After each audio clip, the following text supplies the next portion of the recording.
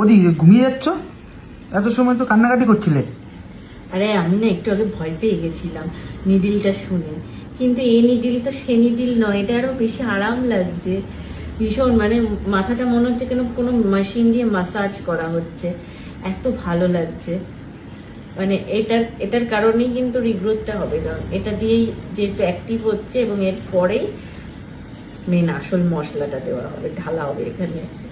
কিন্তু আমার সত্যি ভীষণ আরাম লাগছে। আমি সত্যি মানে বেফালতু ভয় পেয়েছিলাম নিডিল শুনে। তোমরাও যারা মনে করছো যে না নিডিল ফিডিল দেবে মাথায়, ওরকম কোনো ব্যাপার নেই।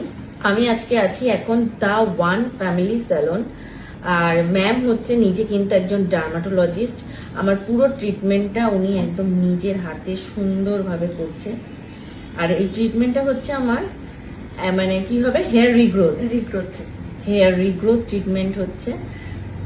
প্রমাণ তো তোমরা হাতে নাতেই পাবে। আর তোমরা যারা আমার মতন এরকম সমস্যায় ভুগছো, মানে হঠাৎ করে চুল পড়ে যাচ্ছে বা অনেক দিন ধরেই চুল পড়ছে, যদি মনে করছো যে না তোমরাও হেয়ার রিগ্রোথ করাবে, অবশ্যই নাম্বার দেওয়া রয়েছে, একবার যোগাযোগ করো ম্যামের সাথে। একবার এসে অন্তত স্যালন ভিজিট করে কথাবার্তা বলে তোমাদের ভালো লাগলে তবেই করিও। আমি আশা করছি, মানে আমি তোমাদের কথা দিচ্ছি, তোমাদের ভালো লাগবে, তোমরা খালি হাতে ফিরবে না এখান থেকে।